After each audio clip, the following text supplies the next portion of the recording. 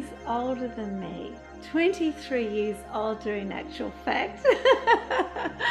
Wow, when I think of that, it is amazing. I wasn't ever attracted to older men, but what Fred had was his sense of never giving up.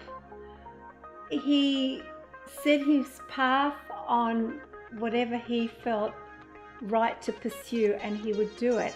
And he did the same with me. He pursued me. And I thought that eventually I'd be able to deter him.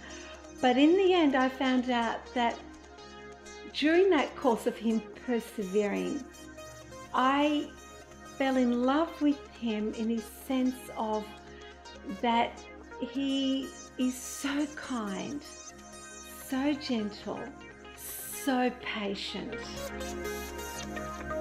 I didn't believe there was a man out there that could give me the security and the happiness that I had to draw on and find in myself all my life.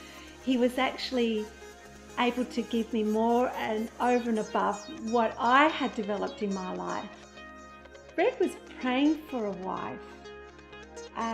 So when he met me at a CDP council meeting, he just fell in love with me.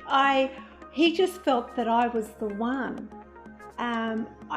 I suppose looks may have had something to do with it, in the sense that we know that men are drawn to an appearance before anything else in a woman. And he had hoped in his attraction for me that I was on the same page as him in so far as what we both believed in and who we were as individuals. Even though Fred was attracted to me, that wasn't going to be enough for me to fall in love with him.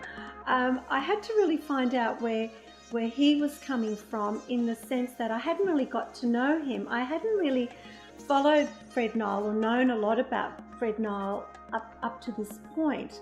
But he had invited me on a couple of occasions to accompany him to dinners. When we went for our dinners, I realised I could feel this keen sense of interest coming across. And I was thinking, oh my goodness, how am I going to detract this man from me? Because I'm coming into politics. I'm really interested in the political side and serving Australia. I decided not to get married. What was I going to do with a man who was interested in me, and how was I going to pursue my calling into politics? I was going to be a single mum for the rest of my life, look forward to grandchildren, and I felt this calling into politics. No man was going to get near me because I would be such a solid rock.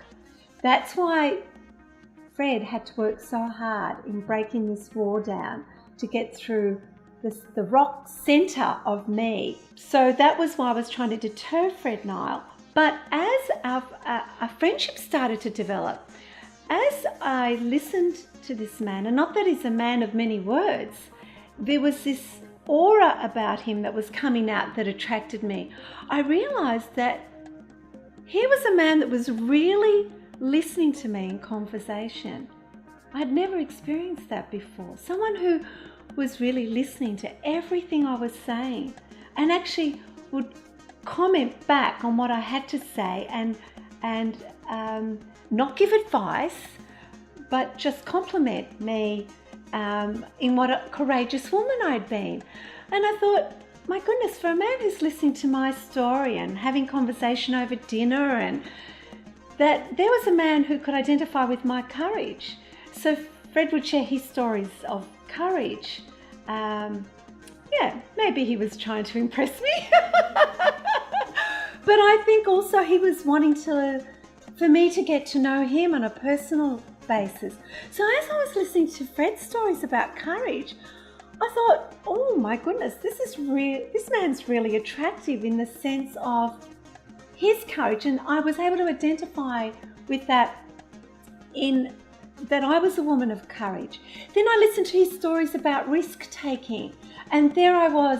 I'd been a woman who understood risk, and between the courage, the risk taking, and the kindness that came in with that, there I realized that we had so much that was in common. We were not opposites that attracted. We were people that were the same that were attracted.